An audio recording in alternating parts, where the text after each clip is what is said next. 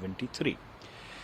Each of the provisions of these three separate parts of criminal code, of the criminal code, have been litigated upon, and they are judgments which have settled the law on each of these provisions.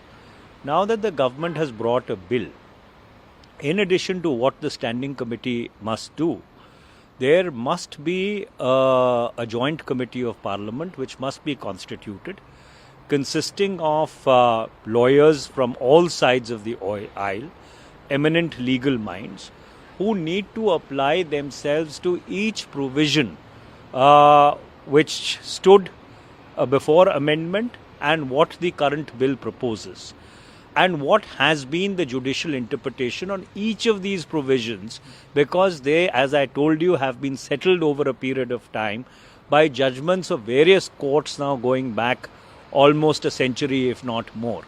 So under those circumstances, when you have decided to unsettle the criminal jurisprudence landscape, it needs to be very, very carefully evaluated with a tooth comb. For example, what I saw very perfunctorily in the provision which deals with defamation, it says if you say anything even ironically, that is sarcastically, or you make a joke out of something, even that is going to be defamation. Now, when you have provisions like this obviously means that freedom of speech and expression has been tossed out of the window in this bill. That is why I am saying, and this is just one example, there are many other serious provisions of these bills which need to be looked at carefully. So, my demand would be that the Speaker of the Lok Sabha and the Vice President of India, who is the Chairperson of the Council of States, who is himself a lawyer, they must constitute a joint committee of parliament consisting of eminent legal minds from all parties in order to scrutinize each of these bills provision by provision, juxtaposed against what the provisions were in the previous bill and what are the judicial pronouncements on each of these provisions. Sir, क्या pending पड़े हुए हैं, चाहे कोई भी court हो, supreme court हो, high court, क्या इन कानूनों के तहत जब ये कानून विश्व में यदि आते हैं तो इससे बेनिफिशियल होगा, केसेस पेंडिंग नहीं होंगे?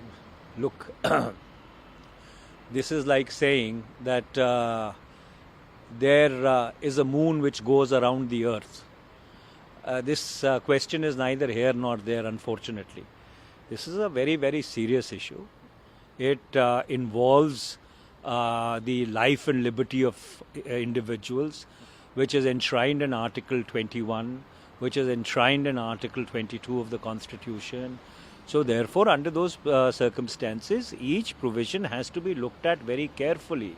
Right? This cannot be subjected to hyperbole or rhetoric.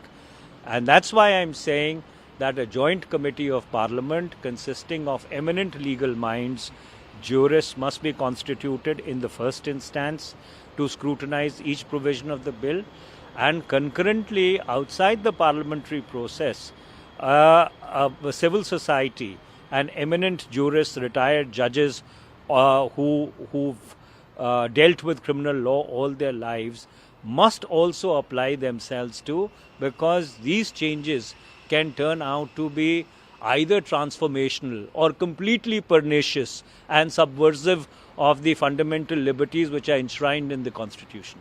Sir, kaha hai ki India has a strict policy against corruption. Well, India has always had a very strict policy against corruption, but previous governments have not weaponized corruption and used it as a instrument of political vendetta against their political rivals.